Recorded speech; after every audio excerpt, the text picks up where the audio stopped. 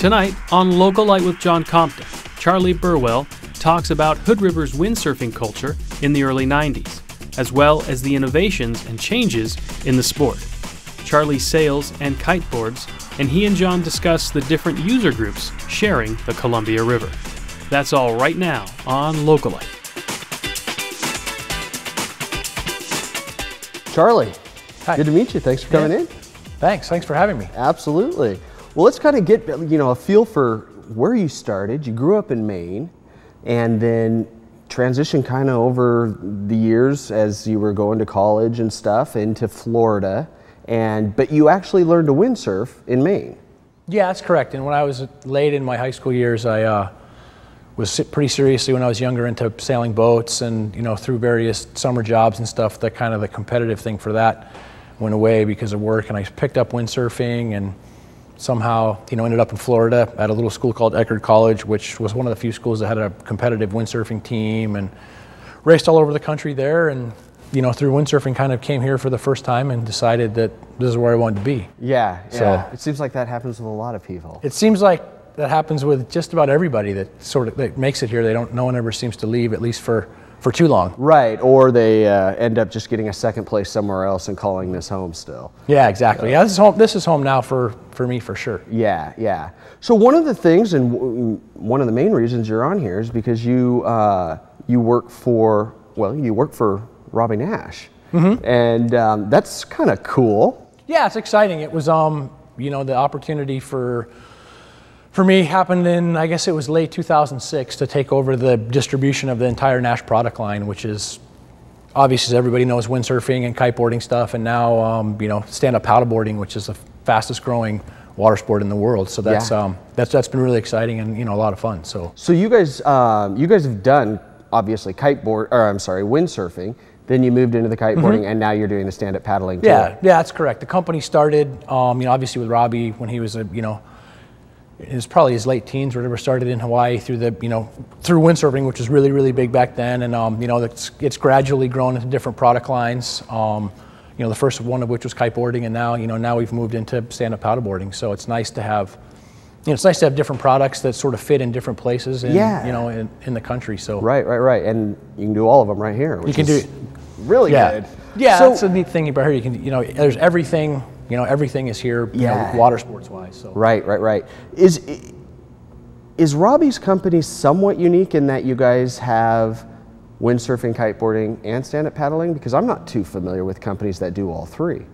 It's unique in a couple ways. Number one, with it being obviously being his name, to have the company the company brand name be your name is a little bit unique, but also to market all three product lines under one brand name is very unique. I mean, there's other companies that have similar product mixes, but for example, the windsurfing stuff could be marketed under a different name than the paddleboarding stuff. So we're in a good and unique position, like you say, to have all three of the big product categories under one name. Yeah, for sure. Well, when you arrived in the gorge, you said around, was it early 90s, late 80s? It was in the early 90s, probably. I think my first summer here was 1990, so. Okay.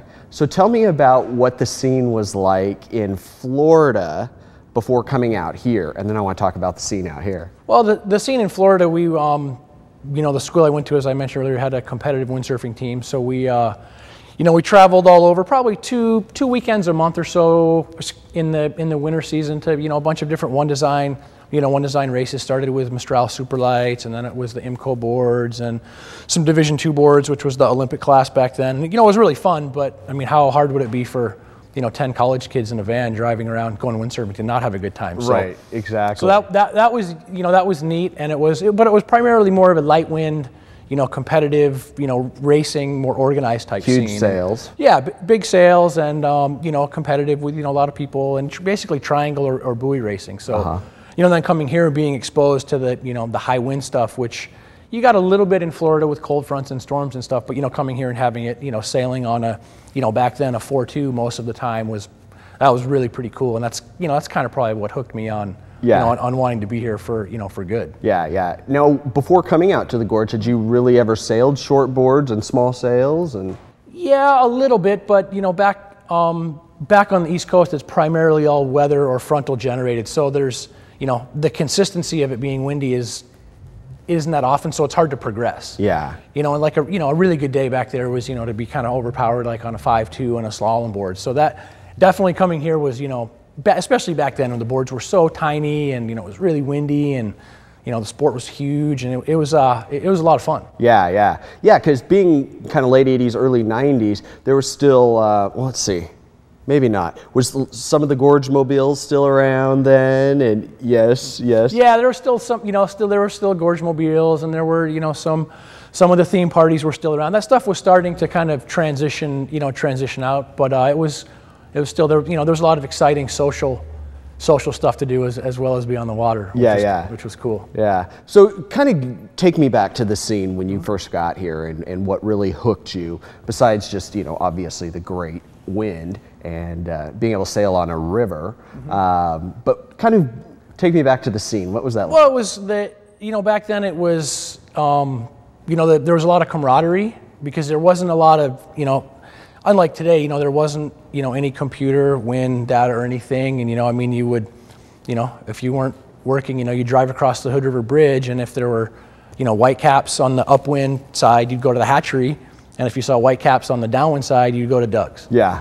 And then you'd hang out, and, you know, everybody had kind of the same program. You know, nobody really had too serious of a commitments at that point in our life. So there was, you know, plenty of time hanging out on the beach, waiting for it to get good. And, you know, the social aspect of it was really fun as well. Yeah. Back in the days too, when you could go to Doug's and you didn't have to like park way down the fence line and haul all your gear up through that one little opening. Yeah, it was a lot different. I mean, the you know, the landscape has changed quite a bit, but there's still, you know, there's still a lot of fun places to go that haven't changed too much. But you know, Doug's obviously has had a pretty major facelift since the old days. Yeah, absolutely. So what about some of the, well, you'd mentioned a lot of the camaraderie and stuff that was there. Do you see, because we're also such a destination for wind sports now, and not everybody really lives here and stuff, but you still see a lot of the same people, or when you're in Baja, you know, and meet people and then you see them in the gorge, that sort of thing. Do you think that camaraderie though has changed a bit because it is, the sport is so commercialized and everything now? I think it's changed a little bit. Although I think part of that is a function of where, you know, I mean, if I look at our, you know, the peer group that I'm in, you know, we're all older now, and we're all at different places in our lives. And you see the younger people that are here, not just the windsurfers, but the people that are here kiteboarding and stuff as well. And the scene and the vibe is a little bit different than it was, but it's kind of all centered around the same thing. I mean, everyone, you know, all those people, you know, come here for a reason, and that's to have fun in the water, whatever it is. And that's kind of the underlying push for why they're here. And I think, you know, people of like disciplines, whether, you know, it's windsurfing, kiteboarding, or, you know, a bunch of the other stuff that you can do here, kayak, mountain bike, whatever it is. I mean, those people naturally gravitate towards each other. So I guess it's kind of a wishy-washy answer. It's a little different, but it's pretty much the same. There. Yeah. Well, perfect. So when we come back, we'll continue talking with Charlie, and we'll discuss some kiteboarding. So stick with us. Be right back. Later, you know, the guys would come over from Hawaii and ride here, and nobody was really doing it here yet. And, you know, there's a little bit of the us versus them mentality, but, you know, it's another thing to do in the water and, you know, use the wind and have fun.